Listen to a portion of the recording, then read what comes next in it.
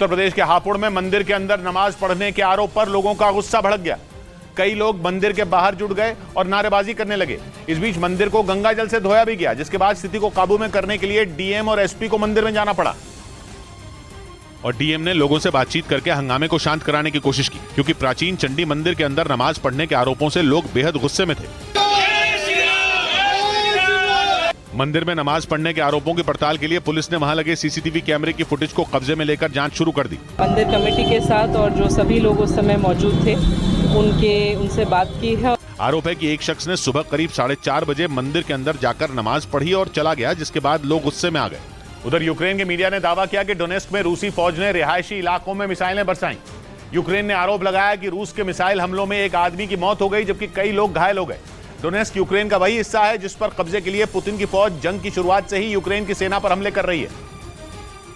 लेकिन अब तक रूस की सेना डोनेस्क को अपनी मुट्ठी में नहीं कर पाई।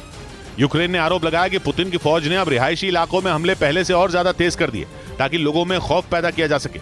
यूक्रेन के मीडिया के मुताबिक रूस की सेना ने एक दिन में ही डोनेस्क में कई मिसाइलें दाग दी, जिनकी चपेट में आने से एक आदमी की मौत हो गई।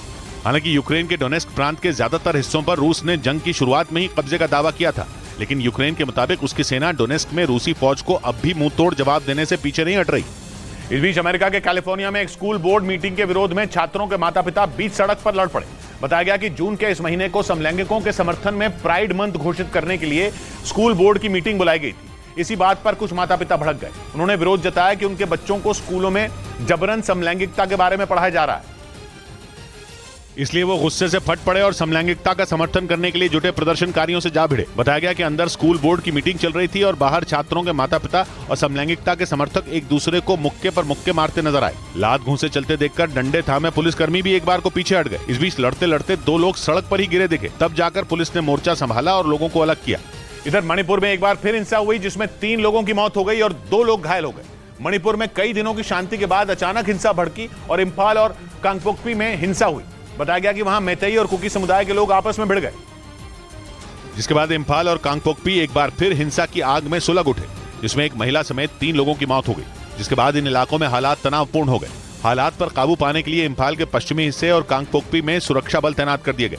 बताया गया कि इन दोनों इलाकों में सुबह सुबह गोलीबारी की आवाजें सुनाई दी, जिसके बाद हालात बिगड़ने लगे, क्योंकि मैतेई और कुकी समुदाय के लोग एक बार फिर आमने सामने आ गए और मणिपुर में कई दिनों से बने शांति के माहौल में खलल पड़ गया।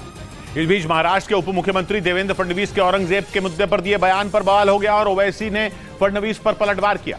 महाराष्ट्र में उर्स के जुलूस में औरंगजेब के पोस्टर लहराने के बाद मामला गर्मा गया था, क्योंकि पहले पोस्टर लहराने वाले एमआईएम नेता गिरफ्तार हुए और फिर व्हाट्सएप पर औरंगजेब की तस्वीरों वाला स्टेटस लगा दिया था, जिस पर कोल्हापुर में जमकर हिंसा हुई थी। 2 दिन पहले फडणवीस ने इसी मुद्दे पर बयान दिया था और औरंगजेब के पोस्टर लेकर प्रदर्शन करने वालों को इशारों में औरंगजेब की औलाद कह दिया था। महाराष्ट्र में अचानक कुछ जिलों में औरंगजेब की औलादें पैदा हुई है, जिस पर ओवैसी भड़क गए। अच्छा, आपको पूरे मालूम कौन किसकी औलाद है? आपको मालूम? ये विवाद ओवैसी की पार्टी के ही एक नेता की वजह से खड़ा हुआ, क्योंकि उसने उर्स के जुलूस में औरंगजेब की तस्वीरों वाला पोस्टर लहरा दिया था। ओवैसी की पार्टी के नेता को इस मामले में गिरफ्तार भी किया गया था।